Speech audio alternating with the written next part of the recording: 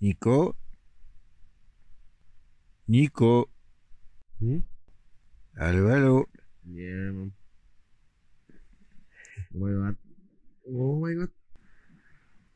Oh man. Oh shit. T'es toujours autant motivé. Yes. Yeah, yeah, yeah, yeah.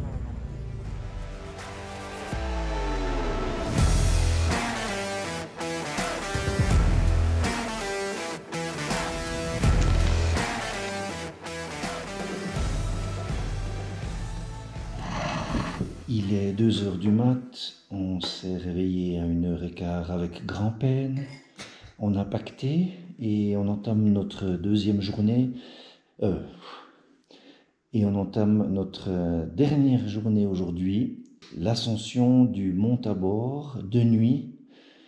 Notre but aujourd'hui, c'est d'aller voir le lever du soleil au sommet du mont. Je parle pas trop fort parce qu'on est dans un refuge et puis tout le monde dort encore bien sûr. Pour ceux qui n'auraient pas vu les épisodes précédents, vous allez le voir sur la chaîne Nico, Trek Attitude. Déjeuner à 2 heures du matin. J'ai vraiment la tête dans le cul. Tu sais que j'ai...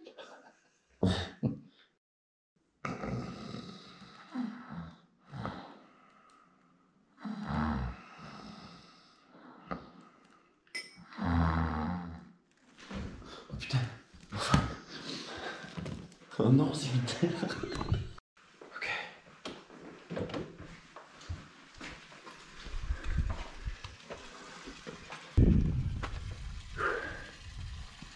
2h30 du matin. 2h30. D'abord. On est loin. 2h27. 2h27 précisément. Ascension du Mont Tabor de nuit pour le lever de soleil là-haut. 3 heures de marche à peu près. C'est parti. C'est où le chemin? Ah, c'est là. Là, ouais. Je tiens à préciser que c'est la première fois de ma vie que je fais ça. Ouais. Une première pour Nico. Yes. Tentative de lever de soleil sur le Mont Tabor. Plus de 3000 mètres quand même, c'est joli. Plus de 3000 mètres, 3178 mètres. Ouais. Et 3 heures de... Enfin, estimation 3 heures de marche, il est 2h30. Ce qui veut dire qu'on arrive à 5h30. Théoriquement, On est bon.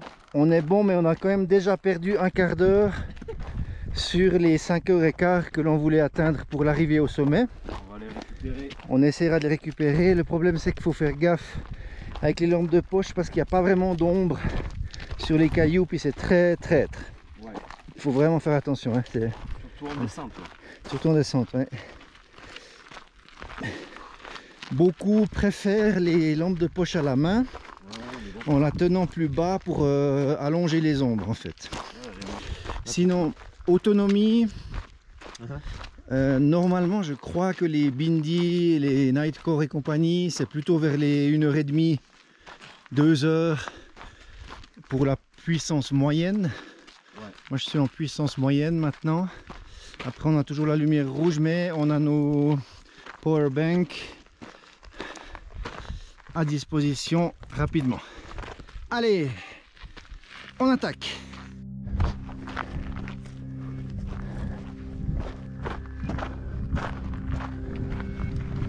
On avance, on avance.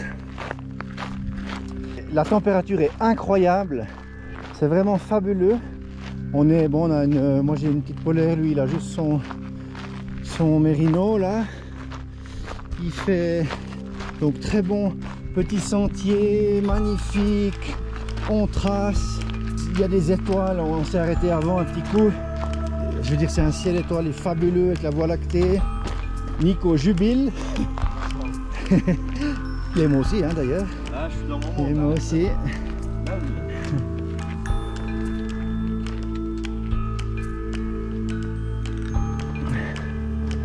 Salut Pépette.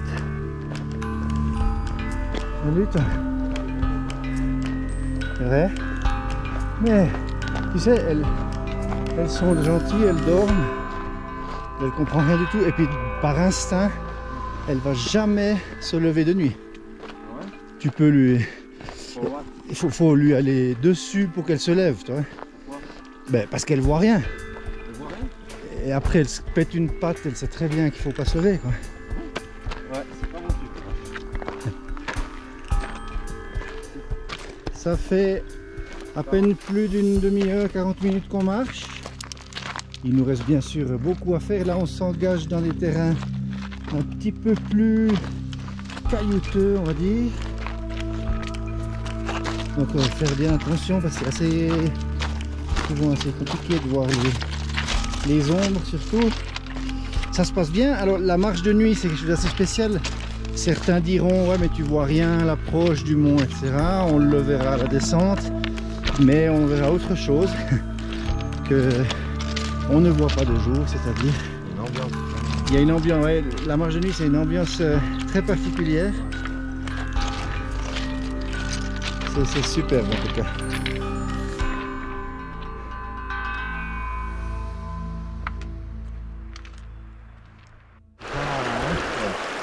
Attention à la famille. Attention.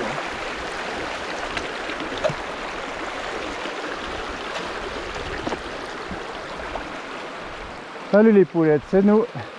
Elles sont très belles. J'aimerais juste savoir où est le chemin. Bon, à gauche je dirais, mais tu arrives à me dire avec le GPS? Ouais, on va descendre. Là, tac. Je sais pas si vous voyez, mais... non, on voit rien. Mais il y a un grand lac là en bas. Lac du Perron. Lac du Perron. Oui, c'est bon, ils t'entendent plus. Non. C'est le lac du Perron.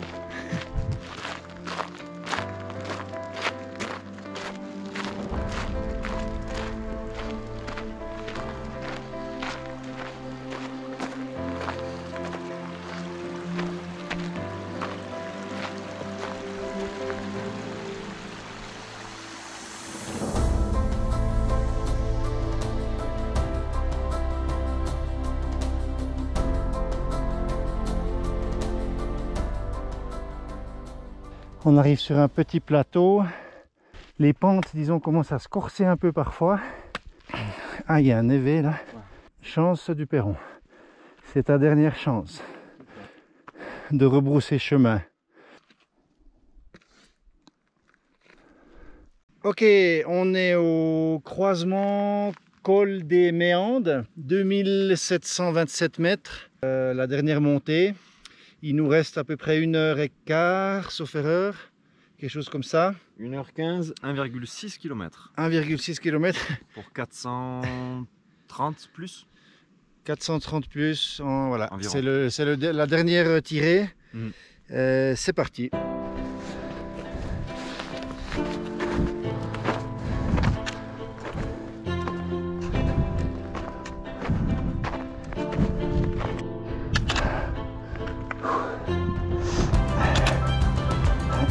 Attention.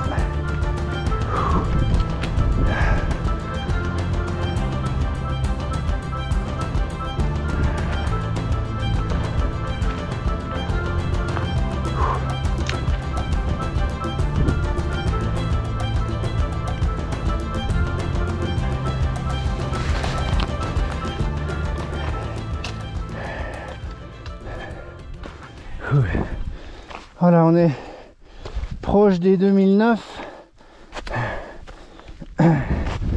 Là, on a mis les vestes coupe-vent. Le vent est différemment cru. Ça nous perce un peu là.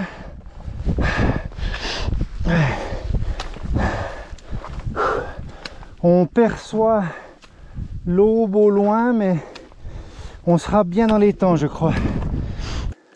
Ça va.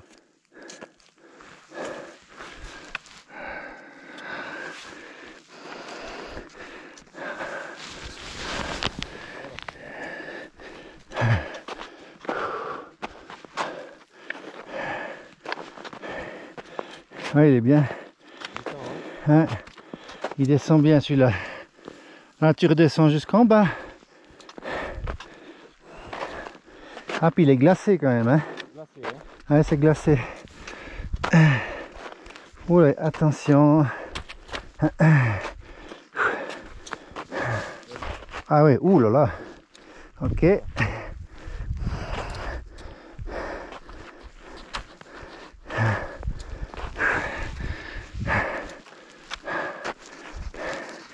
Et ça brille. Ouais. Ah oui.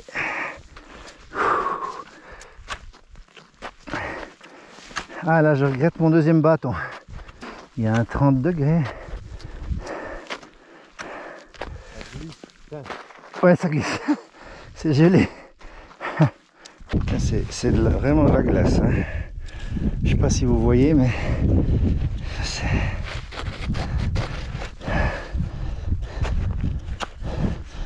impossible de taper les marches.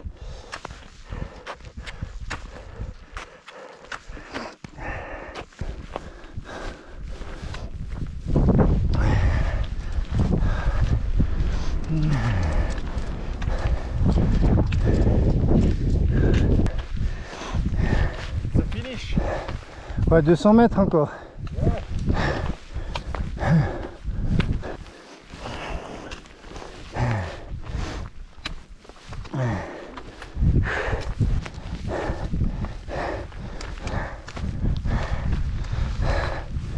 Je suis content d'être là pour ton premier lever. Yes.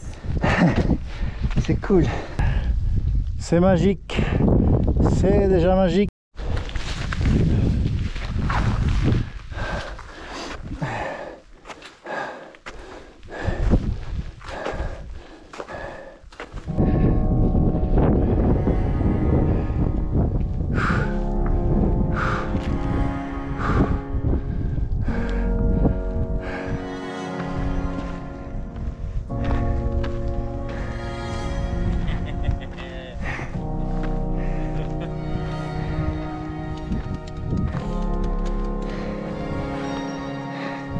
Bouga bouga.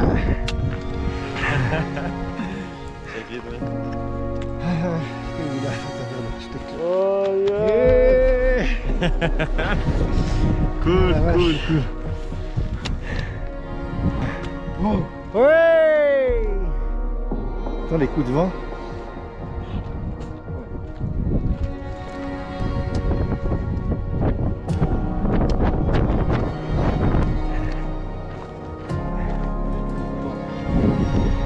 D'abord, là-bas ça chie, tu verras le vent.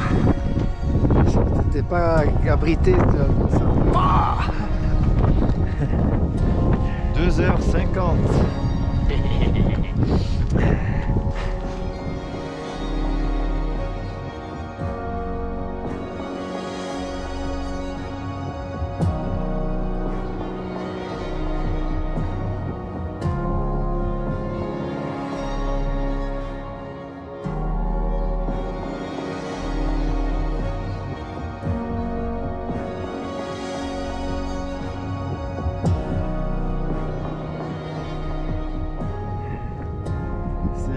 Waouh! J'adore, j'adore. Donc, je reprends après les timelapses, sommet du Mont Tabor, avec Nico. On est frigorifié. On a mis tout ce qu'on avait, les couches, les bas, les collants par-dessus, les slips, les doubles slips, les machins. Et on est congelé quoi. Ça s'élève, c'est incroyable, incroyable. C'est juste magnifique. On a essayé de faire tout ce qu'on pouvait, filmer, hyperlapse.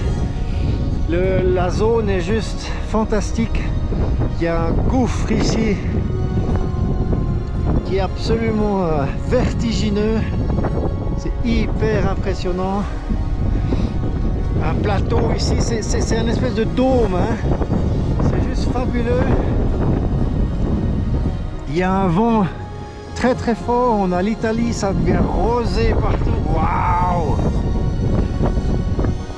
Nicolas, regarde là aussi. C'est fou, c'est fou. Les couleurs sont absolument fabuleuses aussi. On se réjouit qu'il y ait un petit coup de soleil. On en aura bien besoin là. J'ai les doigts. Voilà.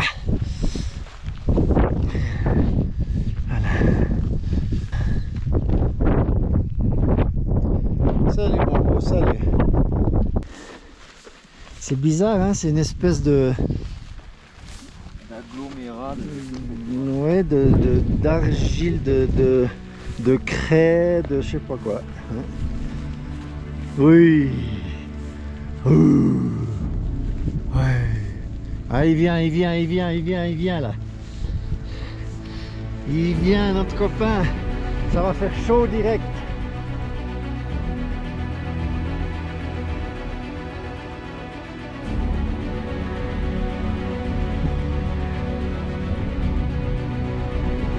Il arrive, il y a le petit point.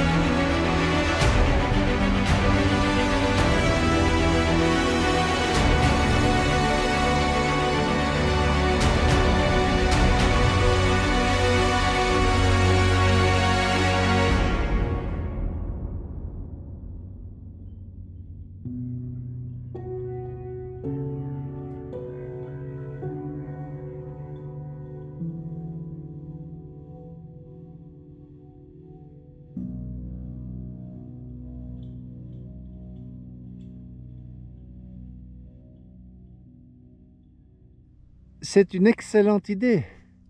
Que je viens d'avoir là. Coffee cappuccino time. Ta-da-da.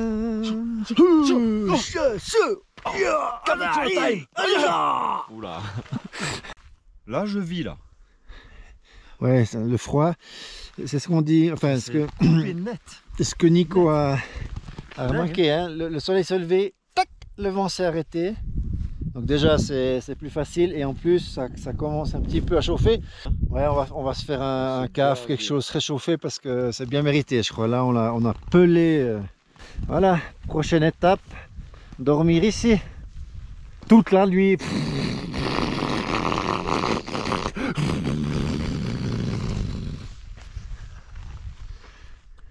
Il y a nos ombres sur le rocher. Bien, ça ici. Donc la barre des écrins.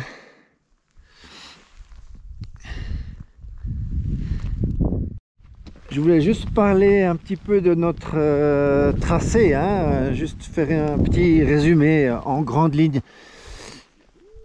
Nevache est quelque part là-bas derrière au fond. On est monté dans la vallée ici. Ensuite on a passé, il y avait l'aiguille noire là. On a passé un col. On est venu dans la vallée ici, Valménier. Ensuite on est remonté là-bas derrière. On est arrivé en gros par ici derrière.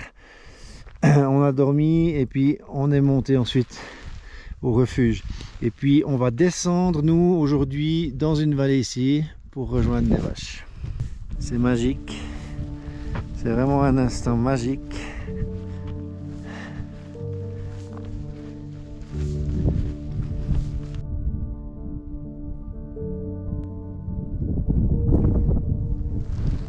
Voilà tout le monde, nous on va redescendre. Il y a une chose dont on n'a pas parlé sauf erreur depuis ce matin. Pourquoi c'est venu l'idée déjà de faire ce mont à bord de nuit, lever du soleil? Initialement on devait faire en 5 jours ce tour du mont à bord. Et puis il y a un peu des soucis météo qui nous arrivent dessus à partir de 13 h aujourd'hui. Puis on se trouvait un petit peu coincé, on trouvait dommage du coup de voilà, faire le mont à bord, puis après vite rester là, puis être coincé en vallée, dans l'orage. Tout à coup on s'est dit, bon, est-ce qu'on le fait en une fois? Ça veut dire en doublant l'étape. Est venue l'idée, ben tiens, on part super tôt de nuit, ah ben tiens, on part encore plus tôt, et on se fait le lever du soleil. Un très très bon choix. Voilà. Et puis maintenant on a quand même du boulot qui nous attend. Ça veut dire qu'on a 1500 de dénivelé négatif d'un coup, blablabla, dans la vallée. Alors déjà redescendre le mont à bord, donc là c'est assez raide, et puis après on a une longue vallée à faire et encore une bonne chute jusqu'à Nevash. Bien sûr là en bas on va dormir parce qu'on a peu dormi cette nuit, on va être cuit. On a dormi quoi, 3 heures cette nuit? Moi j'ai dormi moins parce que enfin, on a siesté. Ouais, moi j'ai pétouillé avec l'équipe là qui parlait. Ouais. C'est parti maestro. Oh.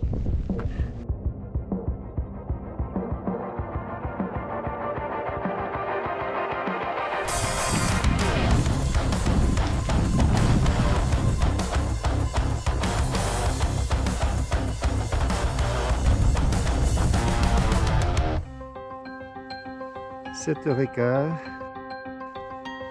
on replonge, on voit donc en bas le sentier par lequel on est monté. Je vais vous faire découvrir à la descente ce qu'on a grimpé de nuit, que vous puissiez un petit peu voir le paysage, le tracé, et donc je le découvre avec vous.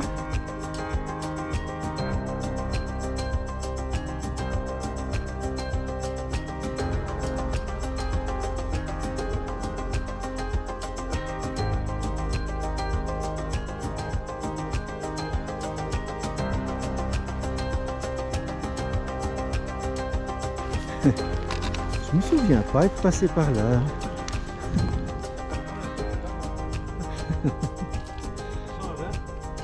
Ouais, ça change beaucoup. Surtout là, c'est arrivé là. Et ça grimpe bien. Là, le dernier petit bout, il est teigneux.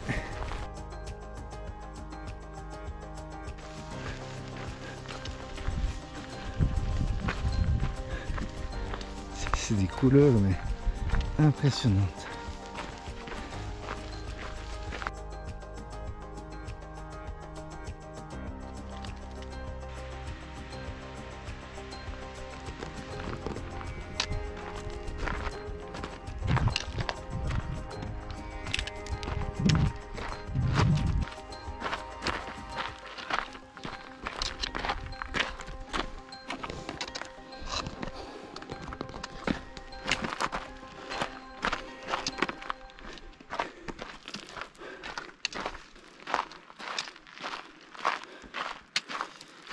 Vous vous souvenez de celle-là, avec 2-3 coins où il faut être bien attentif, mais disons que globalement il n'y a pas de danger important ou de passage technique.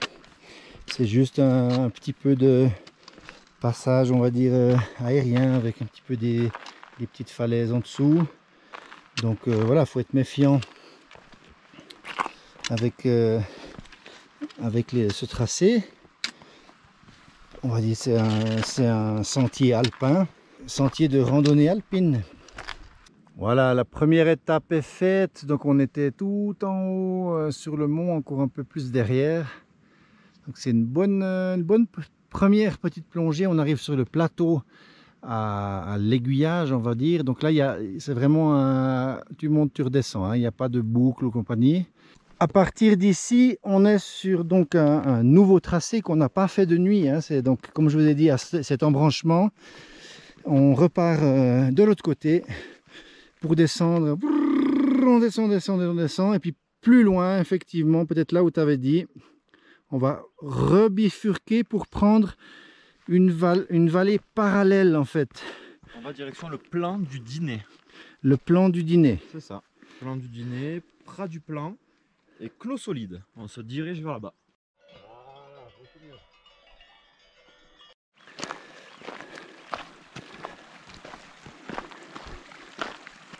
On entre gentiment en vallée, ça veut dire pâturage.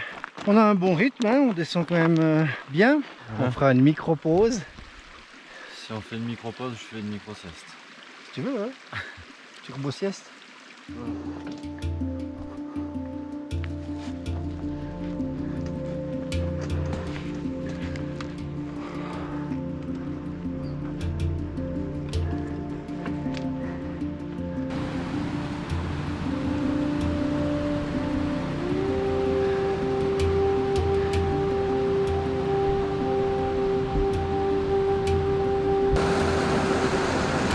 Après une mini pause de midi, même s'il est 10 h, donc on a descendu tout ça. Et puis on s'attaque à notre dernier col de l'aventure. Le dernier col de l'aventure. Il nous reste, on a dit, 400 plus. 400 plus 1000 moins environ. 400 plus 1000 moins environ. Ce qui voudra dire qu'on aura fait 1000 plus 1500 moins avec l'ascension. 2h30 de sommeil. Voilà. Et on a l'impression qu'il est 5 h de l'après-midi, mais en fait il est 10 h. C'est ce qu'on a fait dans l'épisode précédent. Oui, plus qu'on. Ouais, qui était quand même. Qui était pas mal. Ouais. Le mouchoir dans l'œil? Non, ça va bien. Pour l'application qu'on utilise, enfin que j'utilise et qui nous a beaucoup servi, faut le dire, pour ce trek. Iphigénie, en payant 15 € par an. Vous avez toutes les cartes IGN possibles et inimaginables en France, il faut télécharger des caches, etc. C'est ultra simple. Et on fait tout avec ça. S'il y a un bug, on est dans la merde. Mais bon, tout se passe bien, donc ouais, tout va bien. Non, en fait, ça va. Hein voilà. Très bien. Donc, grâce à ça, on peut se repérer, on est localisé en temps réel, donc on sait exactement où on est. Si on s'égare un peu du sentier, on regarde, oh putain, le point il s'écarte. Tac, faut revenir à gauche ou à droite ou monter un petit peu plus. Personnellement, j'utilise aussi Iphigénie quand je vais randonner en France. Je l'avais pris l'application et tout sur la HRP. En Suisse, c'est Swiss Mobile. C'est 30 francs par année par contre. Mais c'est juste fabuleux. Surtout, en fait, pour préparer ses propres randonnées. C'est ça qui est chouette. Pas toujours faire un copier-coller des tours classiques, mais pouvoir bricoler des choses sur mesure, un peu plus long, plus court, ou plus... Enfin voilà, bref. Ah ouais, c'est celui-là quand même. Ce genre de col qu'on aime, mais pas aujourd'hui. Comme tu as dit, ouais. Comme il a dit. Naïvement tout à l'heure. On était en face en train de redescendre. Presque je m'endormais en marchant. Je lève la tête et je vois ce col. J'ai vu ça. Ça donc. Ça. C'est tout ce que j'aime. De la roche, ça monte droit. On voit les S. C'est dur. En pensant qu'on là. Ah ouais, descendre. On se le tape. On regarde un peu le tracé plus bas. Et mais non de bleu. Tout à coup il me dit, et mais ce serait pas ce chemin là qu'on doit prendre? Finalement après on regarde, on contrôle. Oui oui. Puis tout à coup il se retourne. Ouais non. Ça, c'est un joli mur là-bas au fond. Puis il me dit, ah puis c'est bien caillassé et tout quoi. Et puis il me regarde puis il me dit, t'as comme ça viens. Et ne me dis pas que c'est le col dont je t'ai parlé avant qu'on doit se faire. Non mais c'est vrai qu'on est un peu cuit là. Hein. Et on double une étape aujourd'hui parce que normalement notre bivouac aurait été là-bas en bas où on a fait la pause de midi. Avec Fab on se voit une fois par an. Ouais, donc on en a plein le cul. On en a plein le cul, puis si on peut terminer plus tôt, c'est cool. Voilà. Comme ça on se voit plus d'un an après, c'est réglé. Eh le mur! On arrive!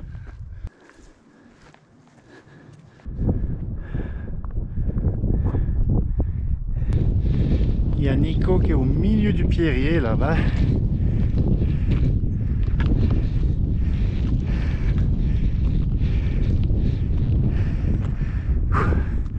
C'est majestueux, génial. Voilà, donc ce GRP devient très minéral. Moi je vais le prendre comme un cadeau de cette dernière partie de l'aventure. C'est mes milieux préférés. Ça demande. Ça me demande des efforts pour y arriver, pour le passer. Et c'est vraiment fabuleux. J'adore ça.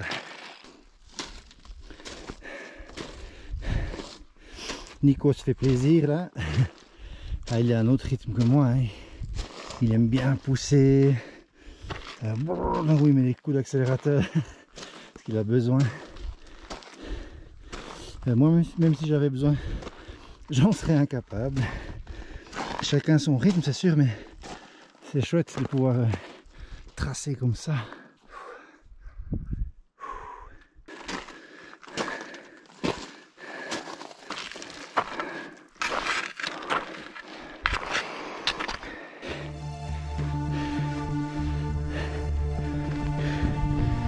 Youhou!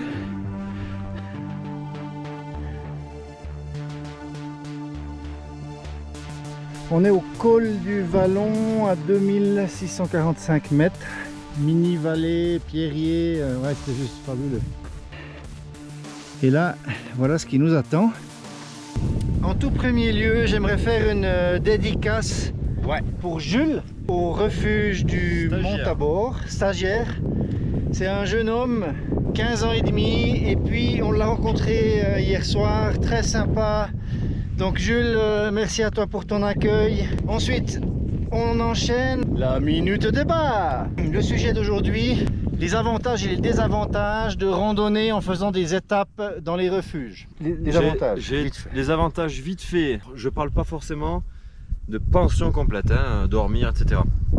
Je vous parle par rapport à moi, ce que je vis, ce que j'ai vécu par rapport donc au refuge. Pour moi, les avantages d'un refuge, déjà l'accueil, quand vous arrivez, vous pouvez mettre pied sous table, ça fait du bien après une grosse journée de rando. Ça c'est inévitable, c'est top du top. Vous pouvez manger donc des repas complets, équilibrés, c'est garni en général, vous en mettez plein la panse. Donc c'est vraiment du luxe. Ça fait du bien quand vous êtes en montagne.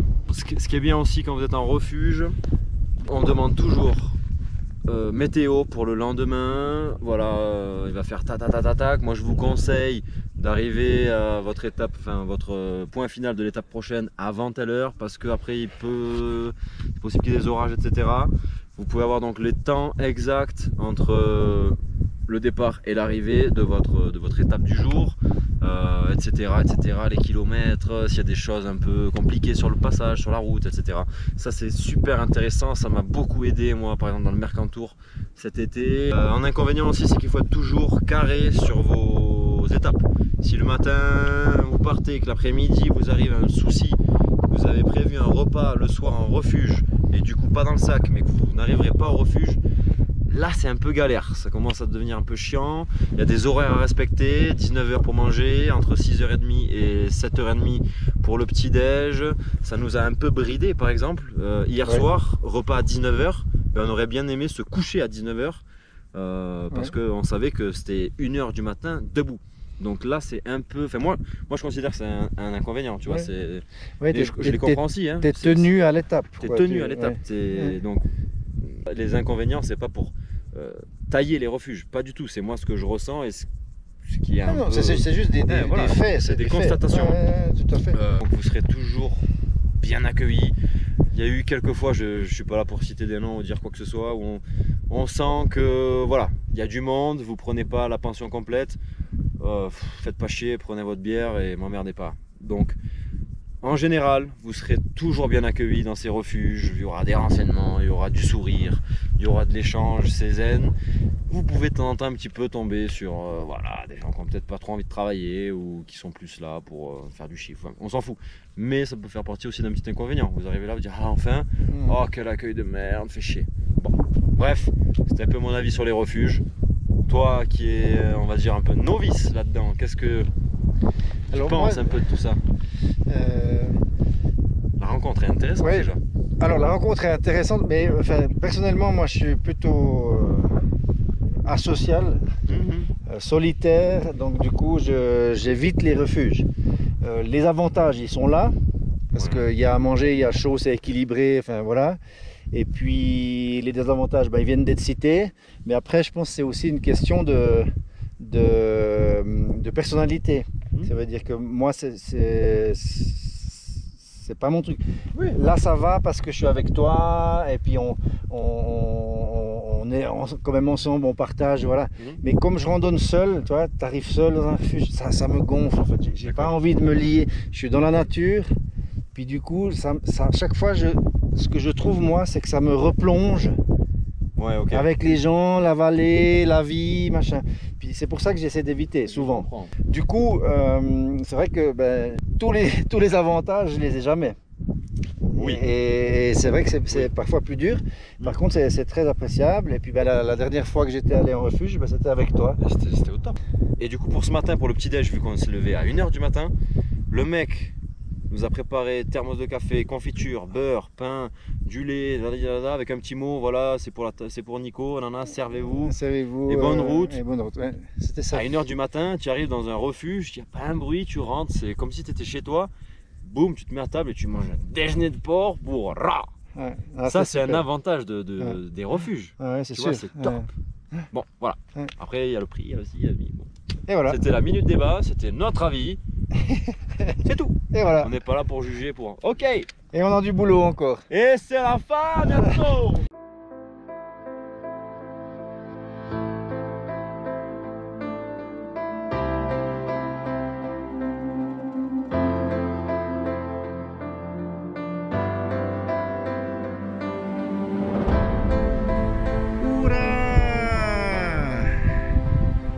Voilà, c'est donc la fin de cette aventure avec Nico de Trek Attitude. On a passé des moments fabuleux qu'on a essayé de vous restituer au mieux, de vous faire partager. C'est pas toujours évident suivant les conditions parce que voilà, on est dans des milieux des fois un peu périlleux. Donc voilà, on espère que les images seront bonnes. On le verra ça au montage. Aujourd'hui, on va repartir chacun de notre côté. On voulait faire un petit mot de fin, mais déjà résumer en grandes lignes ce tour du Tabor que nous avons effectué à notre sauce. Personnellement, ce que je pense de ce tour, c'est qu'il est très intéressant parce qu'il est bien modulable. Ça veut dire qu'il propose des variantes que l'on peut choisir. On peut aussi le couper en deux, le raccourcir. Donc il y a beaucoup de possibilités finalement avec des compromis ou des bascules qu'on peut faire sur des terrains un peu plus faciles, un peu plus fréquentés. Du coup c'est vrai sur des DGR où on a rencontré sur certains bouts pas mal de monde quand même, et puis d'autres versions, des variantes qui coupent plus alpines, un peu plus techniques, un peu plus engagées, un peu plus physiques, mais où on retrouve ces milieux minéraux. Vraiment on est tranquille, et puis voilà ce que moi personnellement je préfère. Donc c'était vraiment un super compromis, très intéressant, très beau, c'était vraiment extra. Yes. Moi je voulais juste parler donc rapidement de ce que j'avais pensé au niveau de la qualité donc des sentiers, des itinéraires, de comment se repérer, etc. Je trouve que c'est carré. Ouais. Il y a des indications partout, tout ce qui est marque sur des rochers, etc. Les panneaux. Vous avez heures, kilomètres qu'il vous reste à faire. Très compliqué à se perdre, vraiment. Il faut vraiment en vouloir. Ouais, c'est superbe. Je fais en général souvent dans ma tête quand je marche. Ouais, du coup, alors quand j'étais dans le Mercantour, dans les Écrins ou dans le Beaufortin, c'était comment au niveau paysage? Est-ce que c'est pas encore plus joli ou moins joli? J'ai trouvé cet endroit vraiment intéressant en termes de paysage.